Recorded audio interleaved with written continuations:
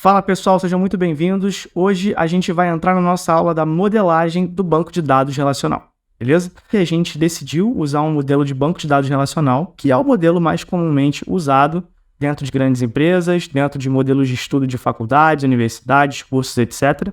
Tá? Existe um outro tipo de banco de dados, existem vários outros tipos de banco de dados, na verdade, mas assim, os que são mais utilizados para os propósitos de desenvolver software são os bancos de dados, né, relacionais, e tem os bancos de dados NoSQL, que é um péssimo nome. Fica um vídeo para outro dia para a gente explicar isso aí com mais calma. Hoje a gente está aqui para falar do nosso banco de dados relacional e mais especificamente do MySQL ou MySQL, como vocês preferirem chamar, beleza? Então, para a gente começar, vamos falar um pouquinho sobre álgebra relacional. O que é álgebra relacional? Álgebra relacional é um modelo, tá, que surgiu da parte matemática algébrica para poder você interconectar conjuntos de dados e você poder identificar de onde pertence o dado e qual o relacionamento que esse dado tem com um outro tipo de dado. Então, dentro do nosso banco, dentro do modelo que a gente vai criar um modelo tradicional, né, muito tradicional de bancos de dados relacionais, que é criar o nosso modelo em tabelas, e todas essas tabelas elas vão ser definidas em entidades e relacionamentos. Então, esse é um dos temas que a gente vai falar hoje, beleza?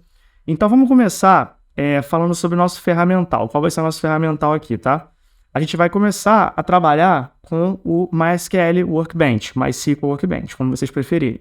Então, vamos começar básico aqui. Vamos lá no nosso navegador, vamos abrir nosso buscador preferido aí e vamos escrever MySQL Workbench, beleza? Então, assim, é uma ferramenta muito bem consagrada já na indústria, tá? Uma ferramenta que tem fácil aí uns 15 anos, acho que por volta disso um pouco mais. Eu já usava essa ferramenta lá em 2008, 2009, com certeza eu já usava essa ferramenta, então por isso que eu sei que ela tem bastante tempo. A gente tem uma versão atual dela aqui, que é uma versão 8.0.32, então com ela que a gente vai trabalhar aqui no curso, beleza? Essa versão já tá aí há bastante tempo, tá? Eu acho que, se eu não me engano, essa versão 8.0.32 já tá aí há, sei lá, mais de um ano, com certeza. Não são feitos muitos updates nessa ferramenta recentemente, porque, como eu falei, a ferramenta já é antiga, ela já está muito bem completa, ela já contempla tudo aquilo que a gente precisa para fazer uma modelagem de banco de dados relacional. E ela é uma ferramenta que também serve, né, a gente vai mostrar um pouquinho mais para frente, também serve para vocês conectarem, né, no banco de dados, quando a gente fizer a criação do nosso banco de dados com o Docker local, ou se vocês quiserem fazer uma criação de banco de dados em alguma nuvem que vocês utilizem, AWS, Azure, GCP, etc. Se vocês já tiverem esse conhecimento e quiserem aplicar, é excelente, tá? É muito legal trazer os conhecimentos que vocês já têm. Se vocês não têm, acompanhe aqui as aulas que vocês vão ver que a gente vai trazer para vocês o conteúdo sobre como criar, né, o banco de dados localmente, a partir dos scripts que a gente vai gerar nessa aula. Então, para a gente fechar esse iniciozinho, um pouquinho antes até de falar de ferramental, que eu acho até mais legal, é o objetivo da aula. Então, nosso objetivo vai ser fazer essa modelagem, como eu falei, né, no esquema de entidade de relacionamento. A gente vai definir aqui todo o nosso modelo, e o nosso objetivo é a gente ter um script final de criação desse banco, para que no futuro, quando a gente for criar esse container do banco de dados, a gente já consiga dar esse esquema do banco de dados para a gente poder criar esse container. No mundo real, né, existem diversas maneiras de fazer. Eu já trabalhei em empresas onde a gente levantava containers, né, que continham bancos de dados, imagens específicas de banco de dados. Já trabalhei em empresas onde você usa bancos de dados em servidores locais, né, on-premise, que a gente fala, e já trabalhei, né, obviamente, que é o tipo mais comum de negócio hoje em dia, onde você tem um banco de dados em alguma nuvem pública ou alguma nuvem privada até, e aí esse banco de dados você consegue, enfim, se conectar remotamente, e aí, enfim, qualquer jeito que você fizer, tá tudo bem, assim, dependendo de como for arquitetado o sistema.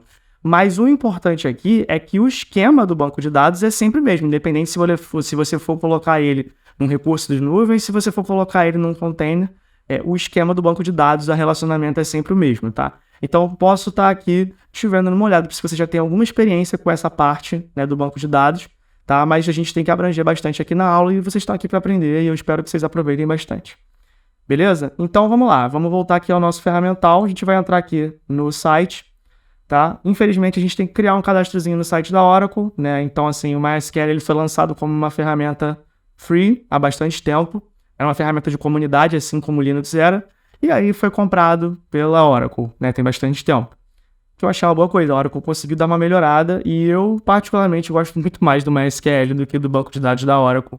Já trabalhei com administração de banco de dados Oracle e para mim o MySQL é muito mais potente, principalmente para você começar um negócio, para você aprender, para você fazer diversas coisas, até mesmo em produção, né? Tanto que, vou citar um exemplo aqui, a título de curiosidade, a AWS ela criou uma versão do Aurora. A AWS ela tem um banco de dados próprio dela, que é um banco de dados autoescalável, que é o Aurora, e ela tem dois sabores, né? Duas versões. Tem o MySQL, tem o Aurora MySQL e tem o Aurora Postgres. Então são os dois bancos que são grátis, são mais utilizados aí pela indústria para fazer construção de software. E a AWS meio que teve uma grande sacada aí de fazer um banco de dados autoescalável baseado nesses dois sabores. Então, é muito bacana. Depois dei uma estudada aí que eu acho que vai agregar bastante para vocês. Então, vamos lá. Então, quando a gente clicar aqui no download, vai pedir o login, como eu falei. Então, vou entrar aqui com a minha continha. Então, beleza. Vamos entrar aqui, tá? E aí, vocês vão ver o botãozinho de download. Downloadzinho padrão, tá? Não tem nada demais aqui nesse download. Vocês vão baixar, vão fazer a instalação. A instalação não tem nenhuma configuração específica, é próximo, next, e chegou até o final. Beleza? Então, vai terminar de baixar. Vou só mostrar para vocês o wizardzinho aqui, só para não ter nenhuma dúvida. É next. Enfim, vai aparecer aqui modificar, reparar, remover, porque eu já tenho, né? Então, vamos supor que eu estou modificando. Vocês só vão dar next, enfim, pasta de destino final, etc. Normalmente na instalação vem uma configuraçãozinha de porta. Pode deixar a porta padrão, que é a 3306, a porta padrão do MySQL. Não vai ter nenhum problema. Beleza? Então, vamos fechar aqui. E vamos abrir nossa ferramenta e vamos começar a trabalhar com ela. Beleza? Então, vamos abrir aqui. Assim que vocês abrirem a ferramenta, a gente tem um MySQL Connections aqui.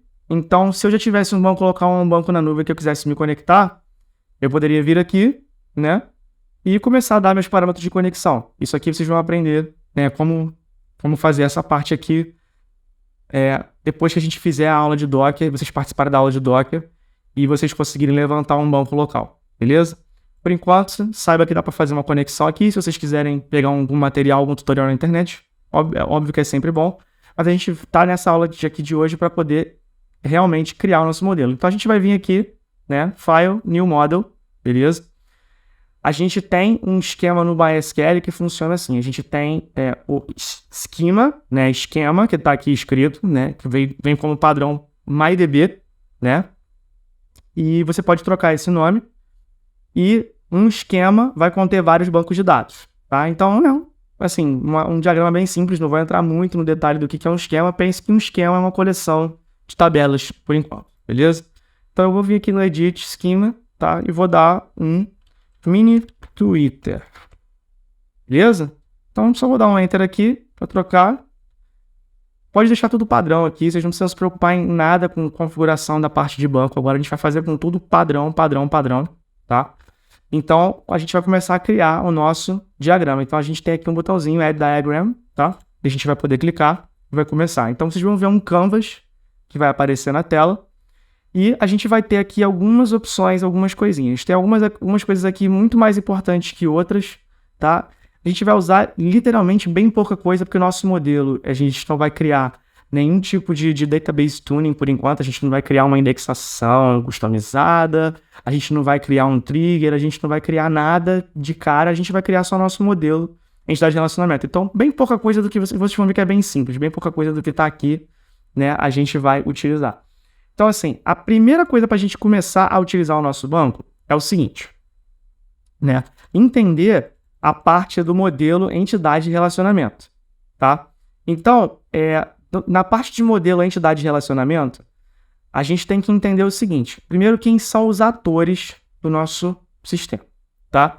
Então, assim, a parte dos atores, o que são os atores, né? Vamos primeiro entender de onde surge isso, de onde surge as entidades, de onde surge o relacionamento, quem são os atores.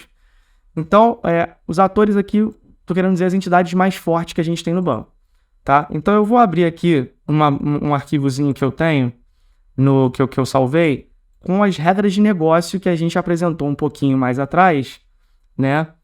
E a gente vai dar uma lidinha com calma agora para a gente poder identificar o que a gente tem que fazer de fato, tá? Então, vamos abrir aqui. Essas aqui são as nossas regras de negócio, tá? Para construir o nosso Twitter. Então, assim, tudo que você for construir de sistema, tudo que vocês forem construir de sistema, a partir de hoje, vocês vão ter que construir baseado em alguma documentação. Então, vocês vão construir um sistema ou para vocês ou para um cliente. Independente da situação, você precisa saber o que você vai construir. Se você está construindo para você, você sabe qual é o requerimento daquilo que você precisa construir, porque está na sua cabeça. Mas se você precisa construir um sistema para uma outra pessoa, seja seu empregador, seja para um outro cliente, né, você precisa saber o que é necessário. Assim, parece bem óbvio, mas não é, tá? Entendo que não é.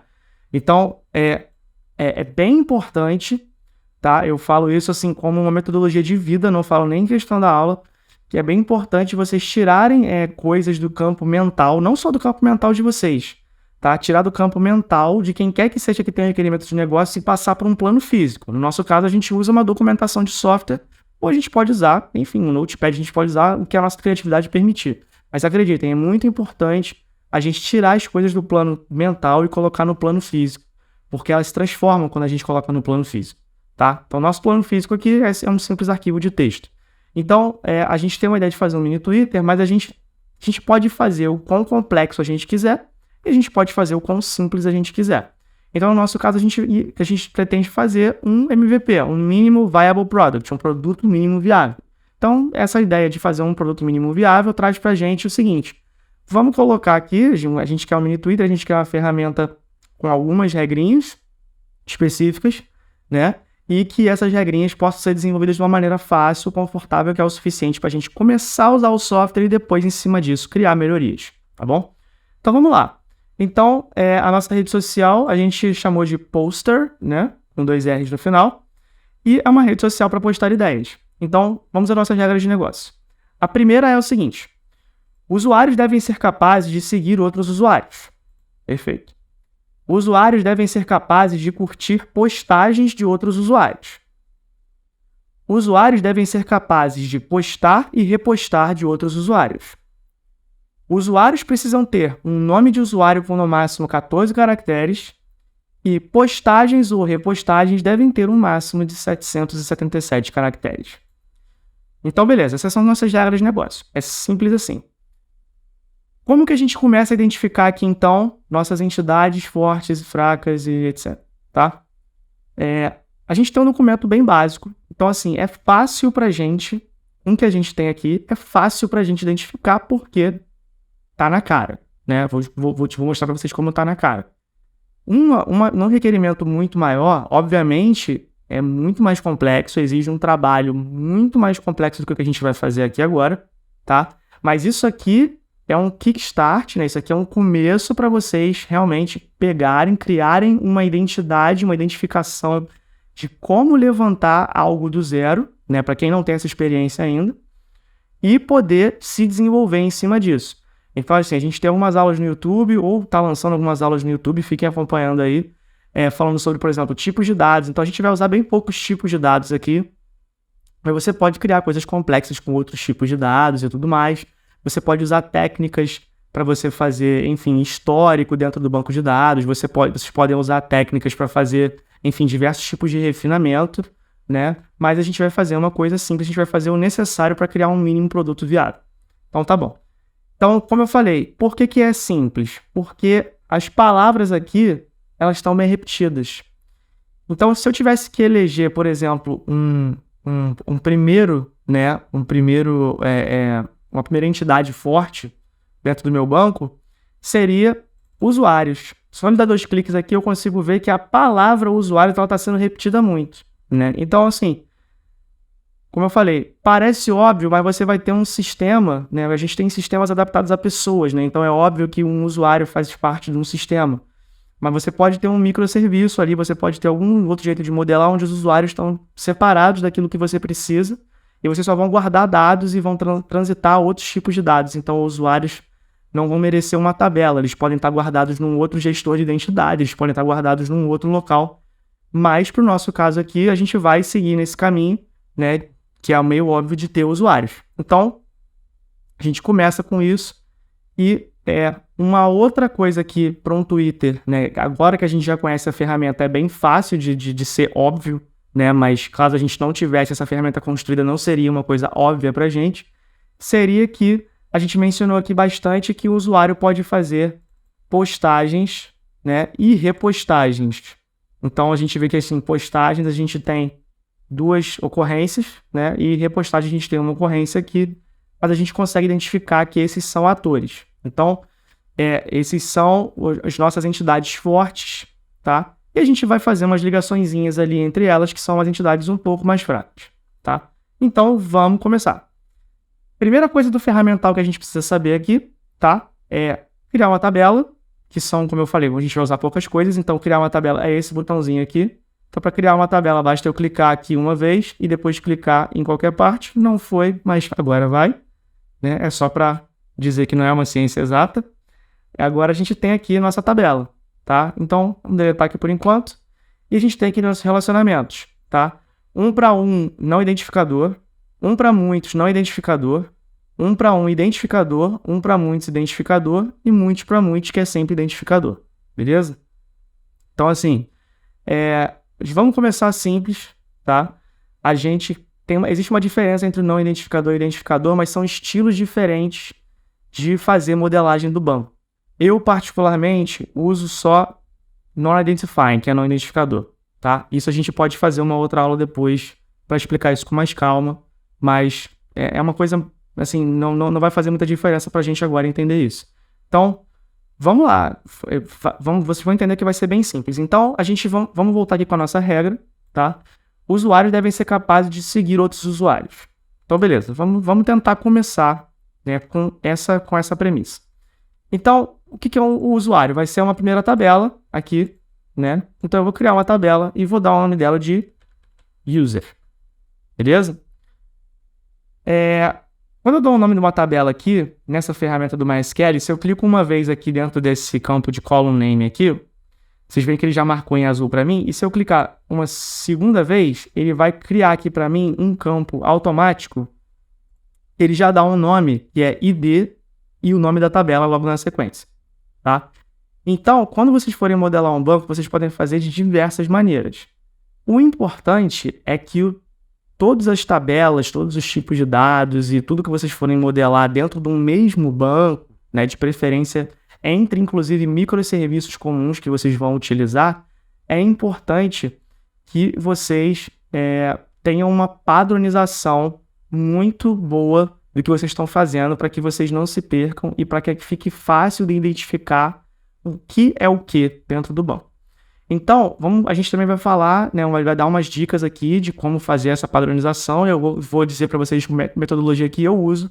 Vocês fiquem à vontade para criar a metodologia que vocês utilizarem. Só lembrem o seguinte, na hora que vocês forem refletir os nomes das tabelas e campos dentro do banco de vocês vão ter que refletir exatamente do jeito que vocês criaram. Então, para efeito do curso, talvez seja uma boa opção seguir como a gente está fazendo aqui, mas se vocês quiserem fazer de outro jeito, não tem problema nenhum. Só vocês prestarem bastante atenção na hora de refletir as nomenclaturas e os padrões que vocês estão utilizando na hora da modelagem de vocês dentro do banco. Beleza? Então, o primeiro padrão aqui é o seguinte. Ele criou para mim o ID user, mas eu tenho uma padronização de colocar um underline em toda a chave primária.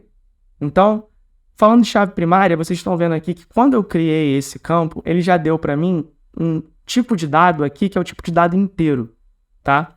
E aí agora eu vou clicar fora, vocês vão ver uma coisa interessante. Quando eu clicar aqui, ele já criou para mim, agora ele marcou esses 2 campos aqui, tá vendo? Então a gente vai ter as opções de cada campo dentro da nossa tabela, ela tem algumas opções. Então a gente tem as opções aqui de primary key, que é a chave primária, ou seja, é a chave identificadora da tabela, é aquela chave que geralmente é única e por ela você pode identificar. É possível fazer uma chave primária composta dentro da tabela. A gente não vai criar aqui, mas só para dar uma apanhada bem rápido para vocês, uma chave primária composta é aonde você pode ter de 2 a n, né, números de chaves, e o que é único na tabela não é aquele campo. O que é único na tabela é a combinação daqueles campos, beleza? Então, façam esse exercício, testem essa modelagem do lado de vocês, se vocês quiserem. É um exercício muito interessante para saber como funciona, tá? A gente tem aqui um outro campo que é not null, ou seja, ele marcou para mim que esse campo aqui, o primeiro, ele é uma chave primária, né? Que é uma boa padronização. É possível criar uma tabela sem uma chave primária, mas eu não recomendo de forma alguma, tá? A gente pode falar disso depois, mas assim, não recomendo criar uma tabela sem uma chave primária. Tabelas muito para muito, vocês vão ver já que eles são uma chave primária composta por padrão. Logo na sequência, a gente tem aqui esse o que, né? Que é o unique, beleza? Se eu passar o mouse aqui em cima, vocês vão ver o que quer dizer o unique, né? Ele não apareceu aqui só porque eu falei, mas pode acreditar em mim.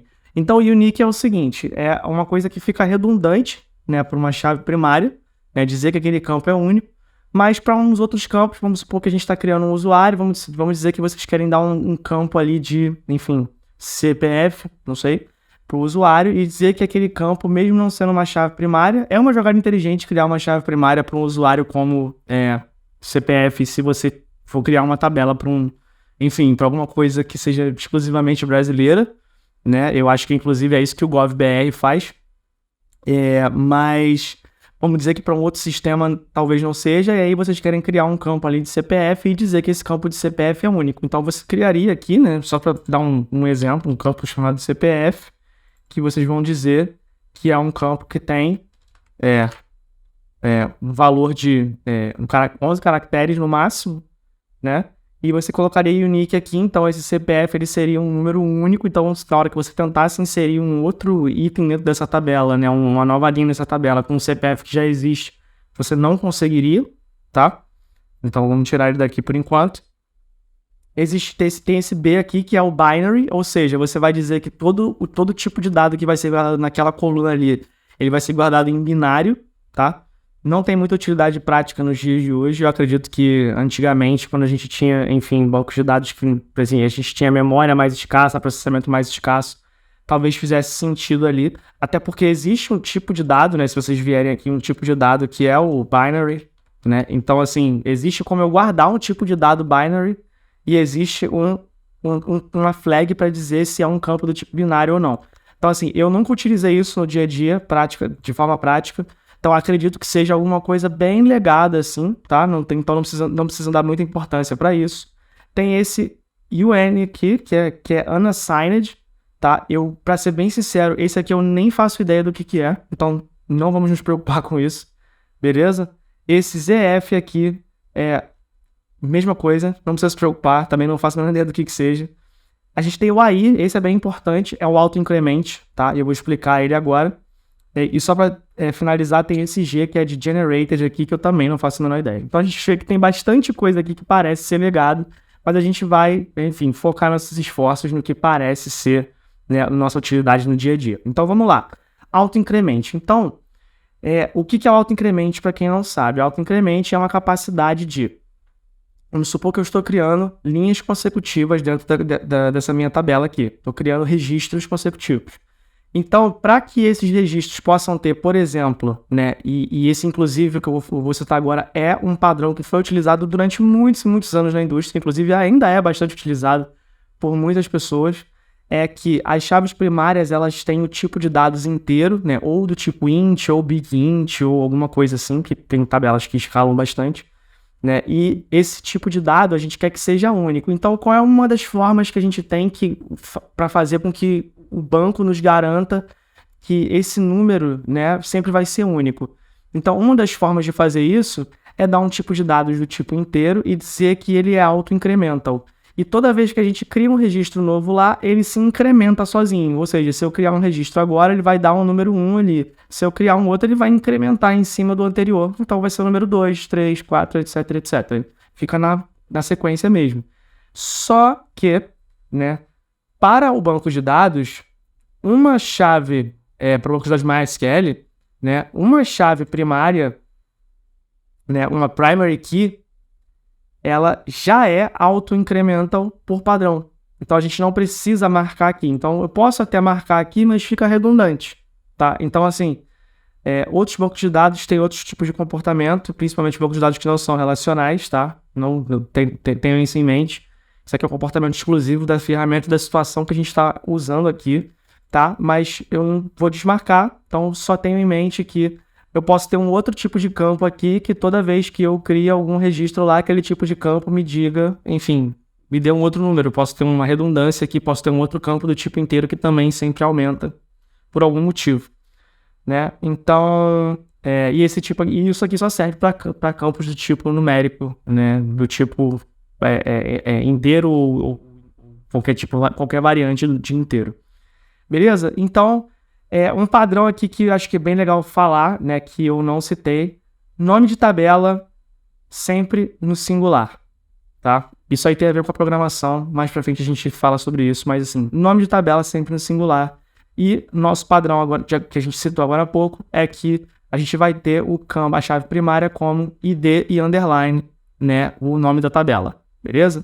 Então, todas as tabelas que a gente vai criar vão ter esse padrão na chave primária, perfeito? Então, o que meu usuário tem que ter? Então, a gente vai criar uma coisa mínima.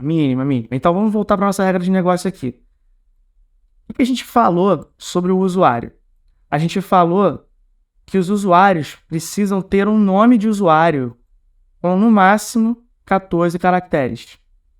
Então, se o meu usuário vai ter um nome de usuário com no máximo 14 caracteres, isso quer dizer que o nome de usuário é algo que eu vou ter que guardar, é algo que eu vou ter que registrar. Então, ele vai virar um campo, né, da minha tabela. Então, eu vou chegar aqui na minha tabela e vou criar um campo chamado username.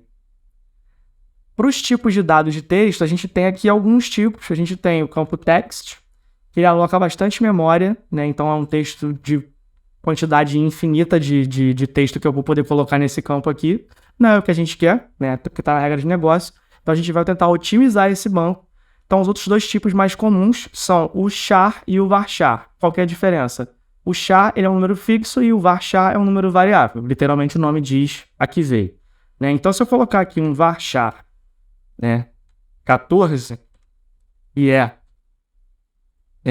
o MySQL ele tem uma coisinha chatinha, é bom até mostrar acontecendo na prática para vocês verem.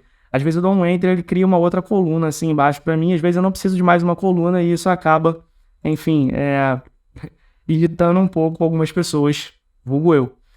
Então, tomem cuidado com isso, tá? Só para vocês não terem campos extras aí na hora de trabalhar com essa ferramenta. Então, eu coloquei ali um username, um varchar. Então, assim,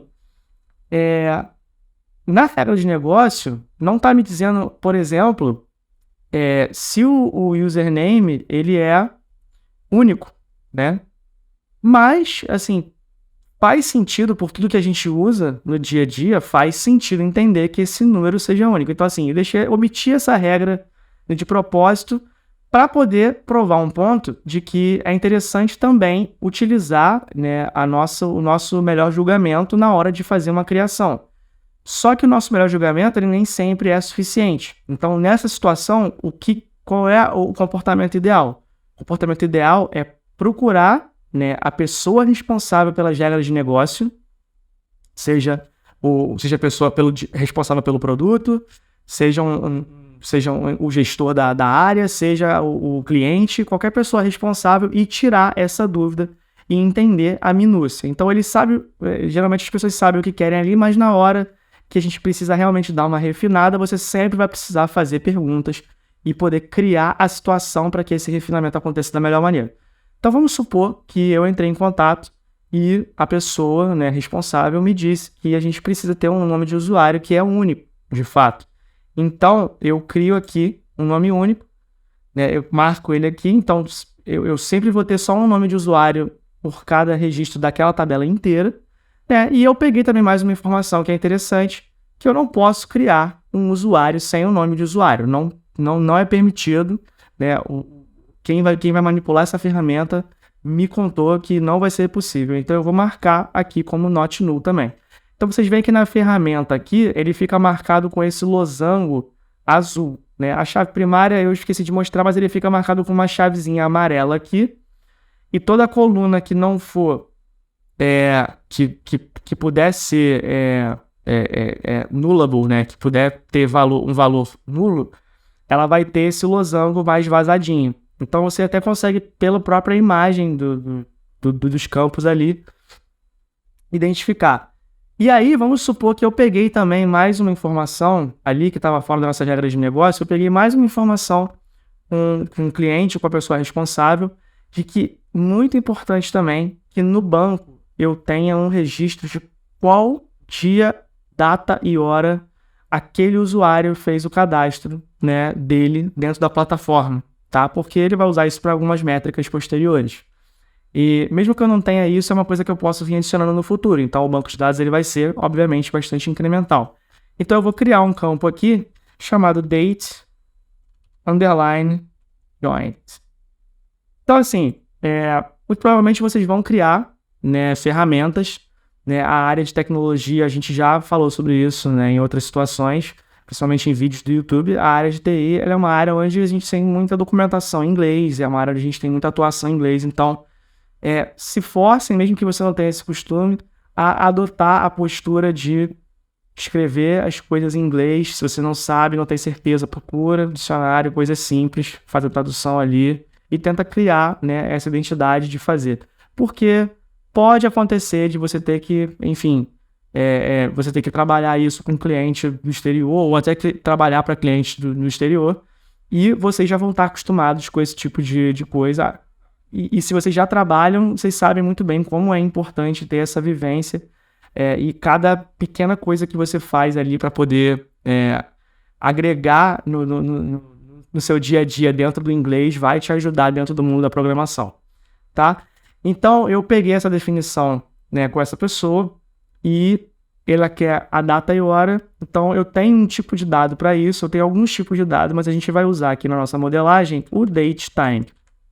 É um tipo de dado e guarda, né, como o próprio nome já diz, a data e a hora, tá, no formato específico.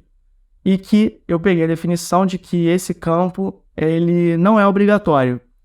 Mas por que esse campo não é obrigatório? Porque de alguma maneira, no fluxo, então assim, tem muito a ver, vocês vão ver que as regras de negócio para poder criar banco de dados e refinar o banco, ela tem a ver com muitos processos do dia a dia, né? Então, assim, a gente encara isso como uma primeira fase, mas todas as fases do ciclo de desenvolvimento do software, elas são autoincrementais. Então, vocês vão ver que durante o desenvolvimento de alguma feature do back-end, vocês vão precisar voltar ao banco de dados e, enfim, refinar o banco, adicionar campos, trocar tipos de campos, adicionar novas tabelas, novas conexões. Vocês vão ver que lá na frente, quando tiver o front-end sendo desenvolvido, vocês vão precisar, talvez, voltar e fazer alguma outra coisa. Então, assim, esse refinamento ele sempre existe. Então, vamos supor que em alguma fase lá na frente, eu descobri que, enfim, é uma rota, né, que está criando o usuário, né, de algum jeito, né, não faz sentido assim no fluxo que eu vou falar agora para vocês, mas tenta entender que às vezes o que faz sentido não é aquilo que é o certo para o cliente. Mas vamos supor que o cliente me deu a definição de que ele vai ter duas rotas específicas lá no back-end dele, e que uma dessas rotas ela vai salvar o nome de usuário e uma outra rota vai fazer um update, né, dessa tabela aqui com a data e hora que o usuário foi criado, tá?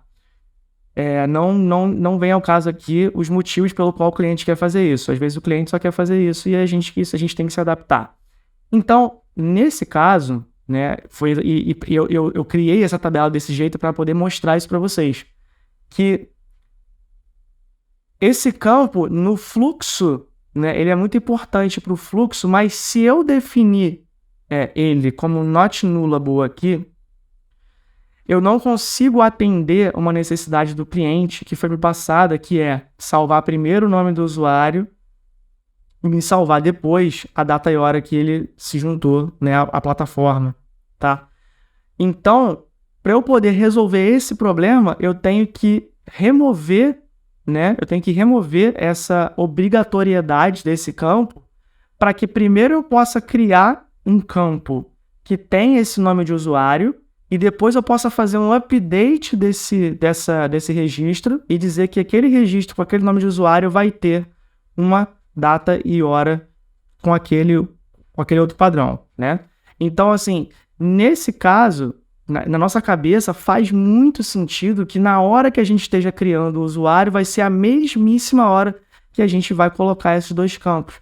Mas tenta entender que para o cliente e para algumas regras de negócio, como funciona a empresa, às vezes algumas coisas têm que acontecer em horas diferentes. E esse é um jeito que a gente pode se prevenir. Então, assim, colocar às vezes um campo que é obrigatório no banco, ele pode ser perigoso até para um processo, para um fluxo no futuro. Então, para vocês criarem esse tipo de campo, tentem ter bastante certeza de que aquele campo ele vai ser realmente necessário, tá? Então, isso foi para a gente provar. Então, vamos voltar, né? A gente se estendeu bastante nesse tópico, mas eu achei importante compartilhar isso com vocês. Então, vamos voltar para a nossa primeira regra de negócio, tá? A nossa primeira regra de negócio é o seguinte: usuários devem ser capazes de seguir outros usuários. Então, eu preciso criar aqui, né, uma tabela, né? Eu preciso criar alguma coisa aqui para me definir como que eu vou guardar que usuários seguem outros usuários, tá? Então, cada linha, né, cada registro numa tabela de usuário vai ser um usuário diferente, só que eu preciso guardar um outro registro de que usuário segue qual usuário. Então, qual que é a nossa estratégia para fazer isso? Então, uma estratégia mais comum em banco de dados relacional para a gente fazer isso é a gente fazer um relacionamento muitos para muitos de uma tabela com ela mesma, tá? Então, como funciona isso? Então, eu tenho aqui, ó, esse N2M aqui, beleza? Esse relacionamento aqui, que são as duas estrelinhas assim, né? Os dois pezinhos de galinha. Então, a gente pode clicar aqui e a gente vai clicar 2 vezes na tabela. Então, eu vou clicar nela e vou clicar de novo. Então, já no padrão de nomenclatura do MySQL, vocês vão ver que ele me criou uma tabela chamada User has User. Então, se eu trocar para cá só para vocês darem uma olhadinha, né? Vocês vão ver que é o seguinte, ó, ele criou para mim 2 relacionamentos de um para muitos, né? Então, muitos para muitos nada mais é do que 2 relacionamentos de um para muitos. Então, da mesma tabela eu tenho um relacionamento para cá, e se eu passar o mouse em cima, eu consigo ver qual que é o campo.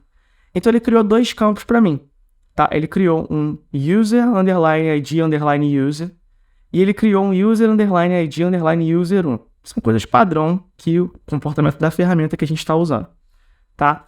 Só que a gente vai dar primeiro um nome melhor para essa tabela aqui, tá? Então, a gente está querendo dizer, na nossa regra de negócio, que usuários podem seguir outros usuários. Então, ao invés de dizer que um user tem um outro user, né? A gente vai trocar essa nomenclatura aqui. A gente vai dizer que user follows, né? Follows user. Beleza. Então, vocês estão vendo aqui, né, que aqui embaixo aparece a chavezinha amarela, mas aqui aparece a chavezinha vermelha. A chavezinha vermelha já quer dizer que esse campo aqui é uma chave estrangeira da outra tabela. Como que essas chaves estrangeiras surgem? A partir de um relacionamento de uma tabela com uma outra, né? Vocês conseguem ver aqui, se eu passar o mouse em cima do relacionamento novamente, vocês vão conseguir ver exatamente qual que é o campo. E toda vez que a gente cria isso, né, o banco de dados cria 2 coisas para a gente. Ele cria, né, um campo e vai dizer que esse campo aqui, toda vez que eu tiver uma ocorrência, né, dessa linha aqui, que vier da tabela user aqui, né, vai ter esse relacionamento explícito, né, e ele cria aqui para mim, né, um índice, beleza? Então, esse índice aqui, ele é chamado, né, de constraint, tá? Dentro de modelo de entidade de relacionamento, ele é criado de constraint. Então, você vê aqui para mim que eu criei um índice, ele cria um nome, né, que é um padrão de nomenclatura que o banco cria para gente, que é o FK, né, de Foreign Key, underline user has user, underline user 1, underline IDX, beleza? De índice. Então, a gente não vai se preocupar com isso, né? Vamos voltar para nossas colunas. Como padrão de nomenclatura também, antes da gente continuar na explicação, né? O que eu uso? Como eu falei para vocês, a chave primária eu uso underline, ID, underline, nome da tabela. E para a chave estrangeira, né? Eu utilizo o nome da tabela da qual aquela chave vem, underline ID. Ou seja, id underline qualquer coisa para a chave primária e qualquer coisa underline id para a chave estrangeira. Então, eu trocaria aqui, né, para o user ID, mas antes de trocar, eu quero entender o que é esse relacionamento. Então, esse relacionamento é o quê? Um usuário segue outro usuário. Então, o primeiro eu vou deixar como user ID. Então, eu tenho um user, né? E esse user segue um outro user. Beleza? Então, o usuário X follows user. Então, eu vou ter o ID do outro usuário, tá? A gente vai refazer essa tabela aqui já. Eu só queria mostrar para vocês um pouquinho de chave estrangeira, né, e de nomenclatura. E vou explicar mais um conceitozinho. Depois a gente vai refazer isso aqui para fazer uma pequena troca aqui, para mostrar uma coisa para vocês. E o que eu queria explicar é o seguinte. Então, como que funciona essa tabela, né? Vamos supor que eu criei um usuário de número 1, né? E eu criei um usuário de número 2. E eu quero dizer que o usuário número 1, ele segue o usuário número 2. E depois eu criei o usuário número 3. E o usuário número 3, ele também quer seguir o usuário número 2. Então, como que eu vou guardar esse tipo de dado? Em outras camadas da construção do software, você pode definir isso de várias maneiras. Você pode definir isso como um clique, você pode definir isso como um arrastar para cima, você pode definir isso como qualquer tipo de padrão que você queira implementar dentro do software. A gente já está acostumado, a gente já tem um padrão de indústria, que é lá um botãozinho de follow. Mas vamos supor que eu queria um joinha, que eu quero dizer que no meu sistema específico, o joinha quer dizer que eu estou seguindo a pessoa. Eu poderia definir isso. Mas eu preciso pensar primeiro, antes de tudo isso, em como guardar esse dado. Então, como eu falei para vocês, se eu tenho o usuário 1, 2 e 3, e os usuários 1 e 3 seguem o usuário número 2, como que eu guardaria aqui? Na minha tabela de user follows user, né, eu teria um registro onde user ID seria 1 e follows user seria 2. E eu teria um outro registro nessa tabela onde user ID seria 3 e follows user seria 2. Então, toda vez que eu for fazer uma consulta nessa tabela e dizer me traga todas as pessoas que seguem o usuário número 2, eu vou fazer uma consulta dizendo consulta a tabela user follows user e me traga todas as ocorrências aonde o user ID, aliás, aonde o follows user seja 2.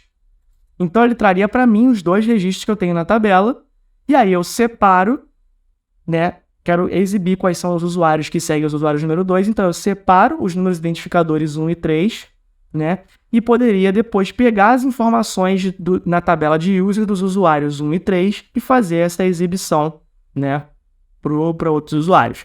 Conforme a gente for fazendo mais consultas, for trabalhando melhor esse código aqui, vocês vão entender isso com mais afinco, quem ainda não tem essa familiaridade, tá? Quem já tem familiaridade já sabe do que eu estou falando, mas todo mundo vai aprender igual aqui, então a gente vai explicar com bastante calma aqui para todo mundo entender. Então, antes de a gente voltar aqui nesse tema, né, eu quis trazer isso para vocês dos números porque fica fácil de visualizar, né? Só que, como a gente está falando de padrão de indústria, a gente vai fazer mais uma trocazinha aqui. Então, o ID underline user, como eu falei para vocês, esse padrão aqui de inteiro ele é bastante utilizado, mas no nosso sistema a gente vai utilizar isso de uma outra forma, tá? Qual outra forma? Eu vou trocar esse campo aqui para um campo do tipo char36. Como eu falei para vocês, o varchar ele é variável, ou seja, eu posso ter um número de 0 a 36, e o char36 ele é um número de 36 caracteres, tá? Então eu tenho que ter obrigatoriamente 36 caracteres. E por quê? Por que esse número 36? Porque existe um padrão na indústria, então vamos abrir nosso navegador aqui, vamos voltar aqui no nosso Google e vamos pesquisar sobre uma coisa chamada GUID, tá? Então, o GUID, né, ele é um número identificador, né, único, que foi um padrão que foi criado pela indústria para poder lidar com chaves primárias para ser uma coisa muito mais aleatória. Então eu vou entrar num gerador aqui, né? Sempre que vocês precisarem, vocês podem utilizar esses geradores para facilitar a vida de vocês. Eu vou gerar o id aqui. Então, ele é uma string, né, que tem esse formato aqui, né? Ele tem 3, 6, 8 caracteres, traço, 4 caracteres, traço, 4 caracteres, traço, 4 caracteres, traço, os restantes, não me lembro de cabeça, mas vamos fazer a conta, 3, 6, 9, 12, beleza. Então, esse é o formato. Então, ele é composto de números, letras até o F, e esses traçozinhos aqui. Então, só isso já traz uma possibilidade de combinações muito gigante. Então, a gente utiliza isso por quê? Porque apesar de não ser um número autoincremental, a aleatoriedade, né, o nível de aleatoriedade da geração de um novo grid a cada vez que a gente gera um, a possibilidade de a gente gerar um igual do que já existe no nosso banco, ele é muito, muito pequena. Então é por isso que o pessoal utiliza isso, né? Algumas pessoas utilizam isso como padrão, e eu acho um padrão muito interessante para ser utilizado, né? Então a gente vai utilizar esse padrão no nosso banco. Então a gente trocou aqui para char36, então na hora que eu refizer aqui a minha tabela, né, muitos para muitos, né? Eu vou trocar o nome de novo. Eu vou colocar user follows user. Vocês vão ver que o tipo de dado já veio aqui, né? Da forma que a gente quer. Então, vamos voltar. User ID. E a gente tem aqui também follows user. Beleza? Bom, vamos voltar para nossas regras de negócio, né? Vamos continuar aqui. Usuários devem ser capazes de curtir postagens de outros usuários.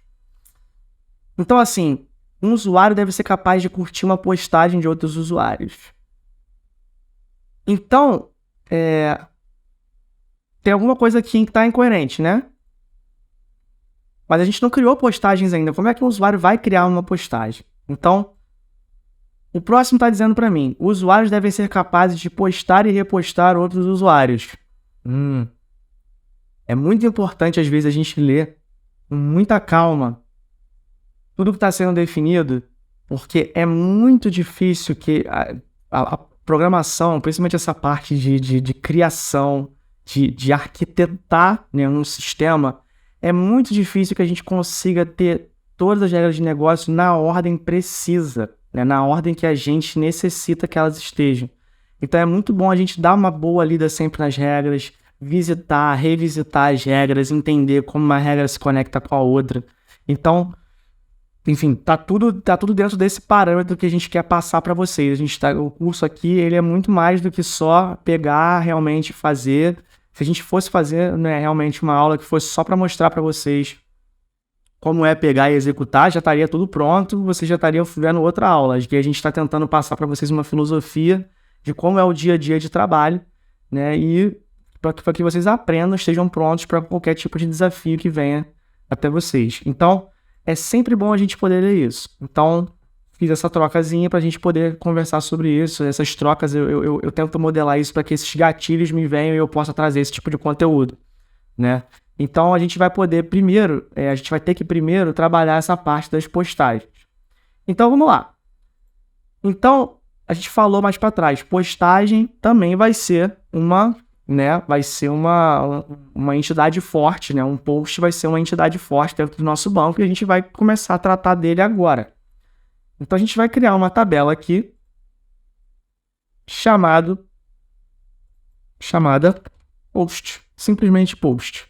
Então, agora que a gente já definiu nossos padrões, as coisas já ficam bem mais fáceis. Então, a gente vem aqui, clica 2 vezes, underline, troca o tipo de dados para char36 e beleza, já comecei minha tabela. Então, o que a gente tem de regra de negócio? Voltando para a nossa regra de negócio. Revisitar. Postagens ou repostagens devem ter um máximo de 777 caracteres. Então, lá no Twitter a gente tem uma quantidade X, aqui a gente está na 7, então a gente vai ter uma quantidade específica que é 777, nosso número da sorte. Então, essa postagem ela vai ter um número variável, então eu vou dar um campo aqui para ela chamado post, que é o mesmo nome da tabela, não tem problema, tá? Então ele vai ser um varchar 777. Também não tem informação aqui na regra de negócio se ele é um campo obrigatório ou não, mas não faz sentido, realmente, aí é que a gente pode usar um bom julgamento, isso é uma boa hora para usar um bom julgamento, sem precisar também fazer todas as perguntas, né, para quem está trabalhando nas regras de negócio, mas a gente sabe que não faz sentido criar um post sem o conteúdo do post, né? Uma outra coisa que não está aqui, mas que é muito importante também, quem tem as regras de negócio, quem define as regras de negócio, disse pra gente que é uma coisa importante que o usuário tenha como característica a data-hora que ele se juntou, né, à comunidade, faz muito sentido pra gente, né, que os posts também têm essa característica. Então eu vou criar também um campo chamado date_time aqui, tá? Isso aqui não é bom colocar o nome de campo com o nome de tipo de dado, então bastante atenção aqui, tá? Então existe um tipo de dado chamado datetime e eu coloquei o nome do campo como date_time, beleza? Tentem não fazer isso porque pode dar muito problema no futuro, já tive muito problema com isso, tá? Vou colocar ele como not nullable também. Então, no nosso relacionamento aqui, como que eu vou definir a quem que um post pertence? Bom, pela mesma lógica do que a gente já trabalhou agora há pouco, se a gente fez aqui um muitos para muitos, né, de user para user, e a gente sabe que um usuário segue outro usuário, a gente sabe, eu vou definir que um post é de um usuário específico, linkando ele, né, com a tabela de usuário. Então, quando a minha tabela de post tiver a minha chave estrangeira do usuário, eu vou conseguir saber a quem aquele post pertence dentro do meu banco de dados, beleza? Então, como que a gente faz isso, né? Eu vou colocar aqui um relacionamento de 1 para n, tá? Por quê? Porque um usuário ele não pode ter um post só. Um usuário vai ter múltiplos posts, tá? Quantos posts a gente definir que ele vai poder ter na plataforma, tá? Então, relacionamento de 1 para um número que a gente não sabe qual é o fim, né? Infinito, é o 1 para n. Então, como que funciona aqui no ferramental? A gente vai clicar aqui, né? Ele vai dar uma marcadinha. A gente vai clicar primeiro no lado do n e depois no lado do 1. Como que a gente sabe? A gente sabe fazendo essa regrinha que eu expliquei agora de fazer. Quem tem quem? Um usuário tem muitos posts, então o muitos fica do lado do post. Então a própria ferramenta vai dizendo isso para vocês. Então, por exemplo, vou clicar aqui no post, depois vou clicar no user. O que ele fez? Criou para mim aqui um relacionamento, tá? E criou a minha chave estrangeira. Então, assim, se você ainda não está acostumado com esse conceito da chave estrangeira, né, e como funciona isso muito bem, é o seguinte, toda vez que eu for criar, né, um campo, então assim, vamos antes de um pouquinho disso, vamos destrinchar isso aqui. Vou usar meu padrão de nomenclatura, então eu vou tirar esse user no final que ele cria por padrão. Então, ó, tabela id user, esse campo id user, ele vai ser relacionado na tabela post pelo campo user_id. Se eu passar o mouse em cima, vocês vão ver que tá lá o relacionamento, ele está identificando de onde vem para onde vai. Então, toda vez que eu criar um post nessa tabela aqui, eu vou criar uma nova postagem, vou escrever o meu texto do post. Na hora que eu apertar o botão lá no front-end ou fizer qualquer procedimento lá em alguma outra camada do nosso software e a gente enviar isso, a gente vai ter o nosso texto, a gente vai ter a data, a hora, mas eu estou dizendo aqui, né, esse relacionamento ele está me dizendo o seguinte, é um relacionamento que ele cria por padrão para mim como not nullable, então por isso que fica esse losango vermelho, né, uma chave estrangeira, né, que é not nullable. Eu posso, de fato, vir aqui e tirar, então ele fica um losango vermelho meio vazado, então eu posso ter um relacionamento onde a chave estrangeira não é obrigatória, posso perfeitamente. Isso também faz parte da modelagem, só que no nosso caso aqui, além de fazer sentido, né, vamos supor que a gente também fez uma consulta lá com o pessoal de produto, de negócio, e que é obrigatório a gente saber. né? A gente saber a quem aquele post pertence. A gente não pode ter uma postagem jogada no site. O site é para pessoas postarem. Então, assim, isso está tendo a regra de negócio. É uma rede social para postar ideias.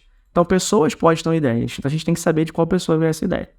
Então, na hora que eu fosse criar uma linha lá no banco, eu ia fazer postagem, data e hora e o usuário. Qual que seria o ID do meu usuário? O ID que eu cadastrei ele na hora que eu criei um registro nessa tabela aqui, tá? Então, assim, eu tô explicando isso muito bem porque a gente está tentando cobrir todas as bases aqui de entendimento, né, de entidade de relacionamento, de banco de dados. Pode ser que para você que está fazendo esse curso agora, isso seja um princípio muito básico que você já estudou na faculdade, que você já estudou num curso livre, que você já estudou numa outra situação, tá? Mas a gente está tentando cobrir todas as bases aqui e, de repente, alguma coisa que eu tô falando aqui ou que algum dos outros professores vai falar para vocês é algo que vocês vão começar a enxergar de outra forma, né? Vocês já enxergavam, mas começaram a enxergar de uma outra forma. Então, é por isso que a gente está tentando ser minucioso aqui na explicação. Beleza? Então, assim, mas essa parte acho que ficou claro, né? Acho que se vocês tiverem dúvidas, por favor, fiquem à vontade, né? Mandem mensagem aqui no chat, entrem em contato diretamente com a gente, né? No nosso canal de suporte. Mas vai começar a ficar fazendo mais sentido, então a partir de agora a gente já vai criar de forma um pouco mais fluida, né? A gente já entendeu como é criado um registro aqui na tabela, né, de onde vem, para onde vai e tudo mais. Então agora a gente vai se preocupar mais realmente com as regras de negócio, tá? Então a gente está vendo aqui, eu vou ter uma postagem que vai vir de um usuário que vai ter as características de postagem. Ou seja, postagens ou repostagens devem ter o máximo de 787 caracteres. Então, já falei de postagens, mas ainda não tratei de repostagem. Então essa regra de negócio ainda tem alguma coisa que eu preciso trabalhar nela no banco. Estou indo de trás para frente agora. Usuários precisam ter um nome de usuário com no máximo 14 caracteres. Já defini isso no meu modelo de dados. Então, vou colocar um Vzinho aqui só para dizer que eu não preciso mais me preocupar com essa regra de negócio. Usuários devem ser capazes de postar e repostar em outros usuários. A gente já viu que agora a gente já fez que um usuário é capaz de postar. Não fizemos repostar. E usuários devem ser capazes de curtir postagens de outros usuários. Então, vamos continuar criando de cima para baixo. A gente só fez uma eliminaçãozinha ali. Vamos só finalizar aqui. Usuários devem ser capazes de seguir outros usuários também, tá feito, né? Então, vamos voltar para a nossa número 2. Usuários devem ser capazes de curtir postagens de outros usuários. De forma bem análoga ao que o usuário fez com ele mesmo, com outros usuários, que seria seguir, eu vou criar uma tabela muitos para muitos de usuário para post. Para quê? Para eu também guardar o registro de qual foi o usuário que curtiu qual post, né? Então, como que eu faço isso? Né? Eu vou ter aqui também na minha ferramenta o muitos para muitos, eu vou clicar nela. E agora, eu tenho que identificar qual é a entidade mais forte para eu ver aonde eu vou clicar primeiro. A entidade mais forte entre usuário e post é o usuário. No nosso banco de dados, a gente já definiu que a entidade mais forte é o usuário. Então, o usuário vai curtir uma postagem. Então, se o usuário vai curtir várias postagens, a gente sabe que o nosso relacionamento é para muitos. Então, a gente vem aqui no muitos para muitos, então muitos usuários vão poder curtir muitas postagens. Então, sempre que existir esse tipo de relacionamento onde tem muitos dos dois lados, a gente vai ter essa tabela intermediária. Então, primeiro, agora eu vou clicar no usuário e depois eu vou clicar na postagem. Então, ele vai criar para mim aqui uma tabela chamada User Has Post, o padrão, tá? E a gente vai trocar a nomenclatura para ficar melhor. Então, User Has Post, a gente vai trocar para User Likes Post. Beleza? Então, o usuário vai ser... Então, a gente vai remover aqui esse underline user. Então, um user ID vai curtir um post ID. Nesse caso, a gente só precisa, né, terminar de padronizar, porque a gente teve que fazer uma modificaçãozinha aqui, mas porque na tabela de usuário, user follows user, não faz muito sentido deixar a nomenclatura exatamente igual. Aqui a gente pode deixar a nomenclatura como padrão. Sempre que possível, deixar as chaves estrangeiras como a nomenclatura da chave primária. Facilita bastante a visualização do modelo quando a gente estiver trabalhando com isso. Então, eu já guardei aqui. Então, eu vou ter agora uma tabela que vai guardar toda vez que um usuário der um like num post, eu vou guardar aqui o usuário que vai ter o widget tal, vai curtir o post que tem o widget tal. Beleza? Então, a gente matou mais uma regra de negócio. Então, os usuários devem ser capazes de curtir postagens de outros usuários. Beleza. Usuários devem ser capazes de postar e repostar de outros usuários. Então, vamos trabalhar esse aqui agora, que é a nossa última tabela. Então, do mesmo jeito que eu tenho a tabela post aqui, eu poderia trabalhar isso de algumas formas diferentes, tá? Tudo isso aqui, na verdade, a gente poderia trabalhar de formas diferentes, mas a parte da repostagem a gente poderia trabalhar de várias formas, tá? Aqui eu vou trabalhar aqui criar uma tabela inteira de repost. Então, eu tenho post e eu vou ter um repost, tá? Então, eu vou repostar aquela postagem que já foi criada por mim ou por outro usuário. Então, eu vou criar aqui uma tabela chamada repost, tá?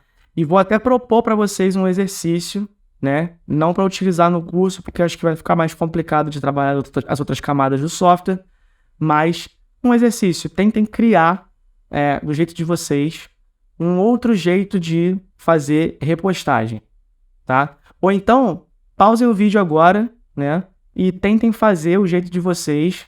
Depois volta aqui, né? Termina de assistir a aula e vê se o jeito que vocês criaram a parte de repostagem com isso que vocês aprenderam agora vai casar, né, com o que a gente vai fazer aqui, beleza?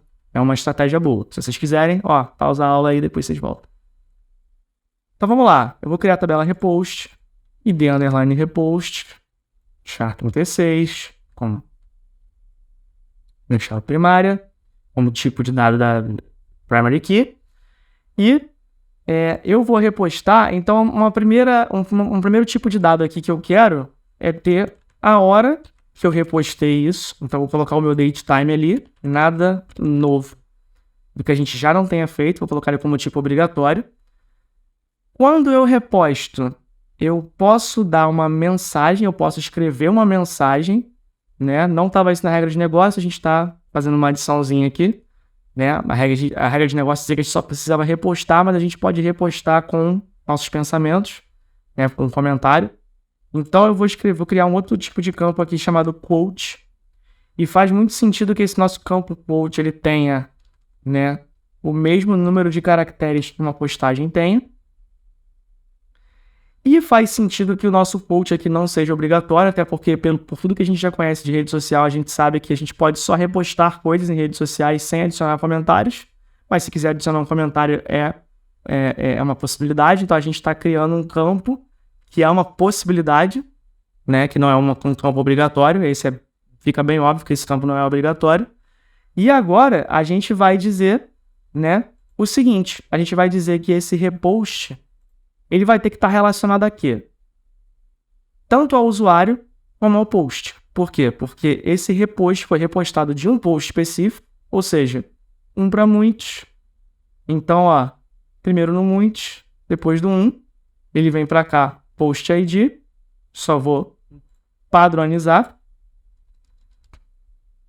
E eu tenho que saber qual foi o usuário que repostou aquele post, tá? Então, para finalizar, a gente vai clicar no para muitos de novo e a gente vai primeiro clicar no repost, depois no usuário, padronizar.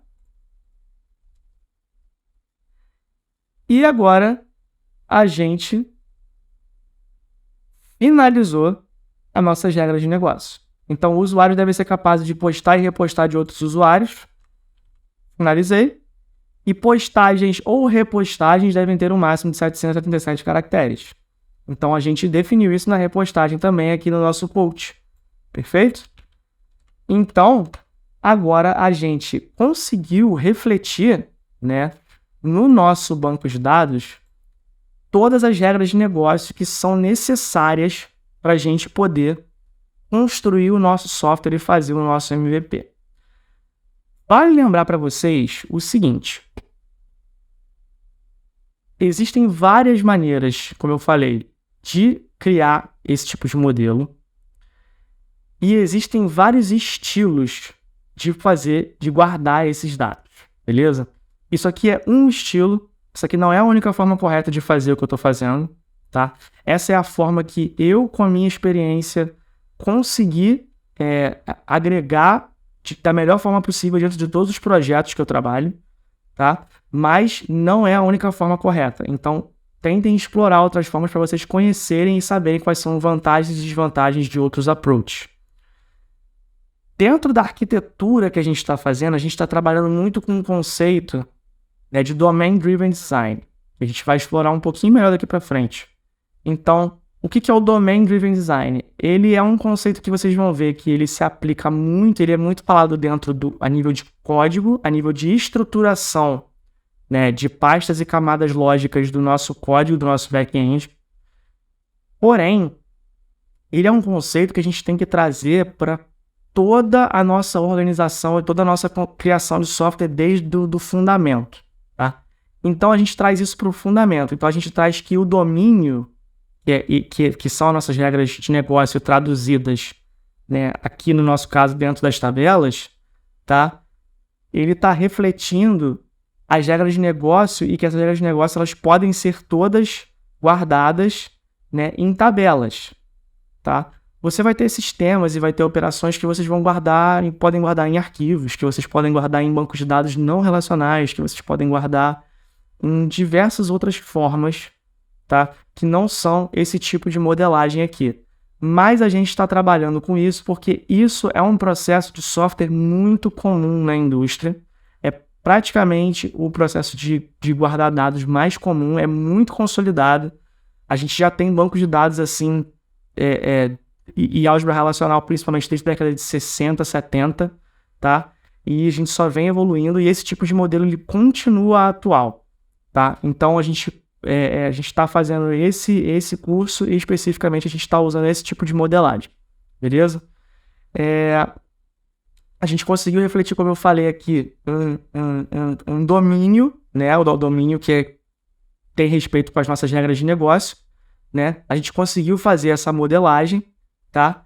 E a gente vai fazer isso se refletir depois, né, lá no nosso código da melhor forma possível. Quando a gente for falar de Domain Driven Design, vocês vão começar a entender um pouquinho melhor, tá?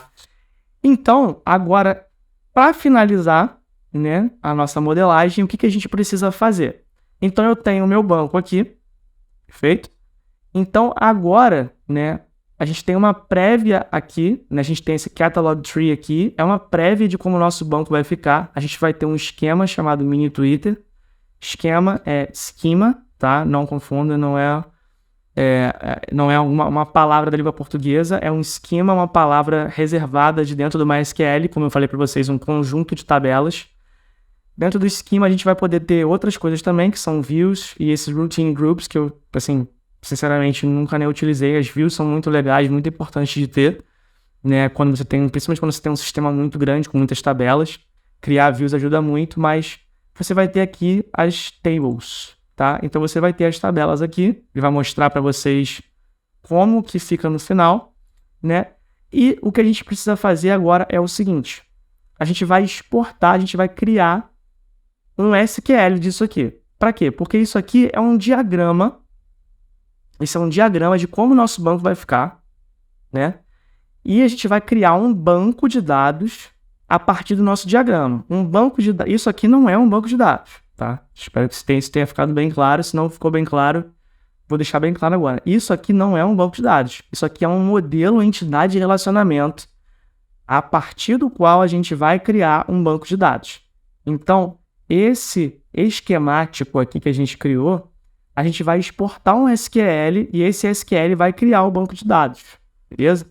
E como que a gente vai fazer isso? A gente vai vir aqui em arquivo, file, export e esse primeiro item aqui. A gente pode até exportar um PNG, PDF e tal, etc. Mas a gente quer fazer o seguinte, ó, forward engineer SQL Create Script, beleza? Esse primeiro itemzinho aqui. Então, assim, ele te dá várias opções, tá? É fácil de se perder. Eu vou dizer para vocês duas opções que são sempre boas de marcar, não necessariamente são obrigatórias, tá? A primeira é esse primeirinho aqui, ó, que é Generate Drop Statements Before Each Create Statement. Se eu marco isso aqui, o que ele faz? Quando eu for gerar um banco, quando eu for gerar as minhas tabelas, tá? Ele vai criar um script para mim que deleta uma tabela específica, né? Aquela tabela, vamos supor a tabela de usuário, ele deleta a tabela de usuário antes de recriar aquela tabela de novo. E assim, é um comando que não faz nem muito sentido não ser padrão, tá? Opcional, mas assim, para mim, particularmente, faz muito sentido ser padrão, porque se você está fazendo uma alteração de tabela, obviamente você não vai deletar uma tabela antes de fazer só uma alteração, você faz só a alteração. Mas para um script de criação de tabela, não faz sentido que você não delete ela antes de poder recriar ela. Então eu sempre marco, tá? Isso aqui. E uma outra coisa é o seguinte, se vocês trabalharem com essa ferramenta e colocarem valores padrão para alguma coisa aqui, vamos supor que, enfim, não tem nenhuma tabela aqui que eu acredite que teria um valor padrão de nada.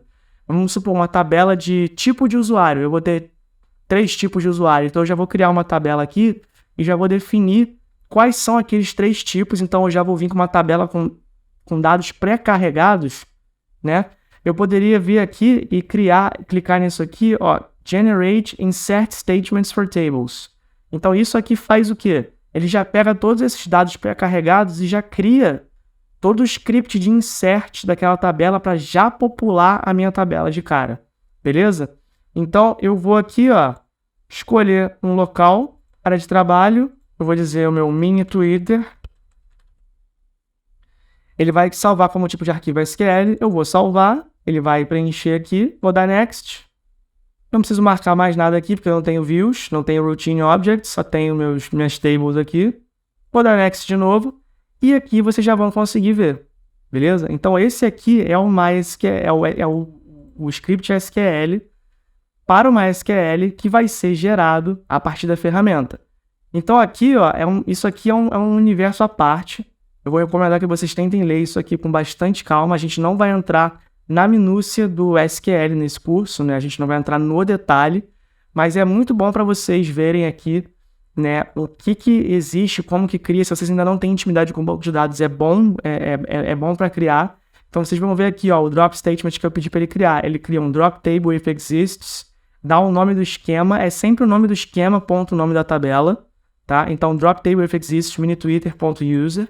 E depois o create script da tabela de user. Então ele vê quais são as tabelas que têm codependências uma da outra e cria sempre mais para cima as tabelas que não têm dependências, tá? Então é óbvio falando, mas é sempre bom explicitar, tá? Então ele vai criar a tabela, né, com o tipo, o nome do campo tal, o tipo de campo tal, características logo na sequência. Depois ele cria os indexes aqui, que são as, enfim, os índices que vão gerar as chaves estrangeiras depois e tudo mais. Então, deem uma olhada nisso com bastante calma, né? Se for de interesse de vocês se aprofundar um pouco nisso, eu acho bastante legal, principalmente para quem está fazendo esse tipo de curso, se aprofundar nesse tema, eu acho bem bacana, tá? Então, eu vou dar um finish aqui, né? E aí eu vou abrir aqui, abrir em outra tela, mas só para mostrar para vocês, eu vou abrir, né, com o Notepad++, mini Twitter. Então eu vou ter aqui, a gente vai ter o nosso SQL para fazer a criação das tabelas de acordo com o nosso modelo. Então, para a gente fazer uma evolução desse modelo, né, como que a gente faria? A gente viria aqui, adicionaria outros campos, outras tabelas, enfim, o que seja que a gente queira adicionar, faz o export de novo e depois pega o script de novo e trabalha ali ele da forma que a gente precisar, né? Então, como que a gente vai usar isso aqui daqui para frente? Esse documento aqui, esse arquivo, ele vai ser a base para a gente criar o nosso banco de dados, né? E a próxima aula, né, vai ser uma aula com o Renan, né, que é os nossos professores, e ele vai dar para vocês uma aula dizendo como que a gente vai criar uma imagem local de Docker. Para quem não sabe o que é Docker, ele vai explicar também, né? Ele vai explicar o conceito de containers de Docker, e a gente vai pegar esse script aqui e vai criar um banco local. Existe uma outra forma de fazer, que eu vou mostrar para vocês aqui agora, se vocês quiserem fazer também, ao invés do Docker, tá? Que isso não vai ter na aula do Docker, a aula do Docker vai ser só para Docker. Vocês podem vir aqui e baixar MySQL Download para o tipo de sistema operacional que vocês quiserem. Vocês vão aqui no MySQL Downloads, tá? Vão ter que fazer o mesmo login com a conta que vocês criaram para o MySQL Workbench. Vocês vão baixar e vão fazer a instalação. Essa instalação vai pedir um pouquinho mais de parâmetros, então eu recomendo vocês buscarem aí em algum tutorial, né? As coisas mais importantes são a porta. Deixem a porta padrão do MySQL é 3306, tá? E o usuário e senha, que é uma coisa que vocês não podem perder, tá? Então ele vai instalar uma instância do MySQL na máquina local de vocês, tá? E aí vocês vão poder acessar essa instância sempre que vocês quiserem, tá? Qual é a vantagens e desvantagens, né, em relação ao Docker? O Docker você vai criar uma imagem e depois isso não precisa ficar rodando no seu computador. Você pode só deletar a imagem do Docker e você pode, né, só dar um pause nela e a imagem vai ficar sempre pausada ali para você. No MySQL aqui, vocês vão ter, né, um controle maior se vocês quiserem sobre o próprio banco de dados, mas vocês têm um consumo um pouco maior de memória e vocês vão ter que ficar configurando, né, se o MySQL vai iniciar no startup do Windows, se não vai startar e etc. A gente usa Docker muito mais hoje em dia porque tem uma praticidade um pouquinho maior, tá? Antigamente, tudo que eu desenvolvia eu tinha que instalar diversos bancos na máquina, era bem complicado e tal. Com Docker a gente tem um pouquinho de facilidade nesse sentido de gerenciamento. Uma vez ou outra ele acaba dando um pouquinho mais de problema na hora de conectar, na hora de fazer uma configuração e tal, mas ossos do ofício, nem tudo é perfeito. Então esse é o outro jeito que vocês podem fazer.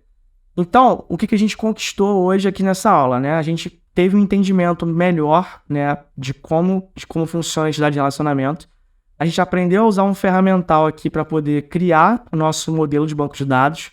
A gente conseguiu entender como exportar isso e como poder transformar isso, né, num script que vai gerar o nosso banco de dados, tá?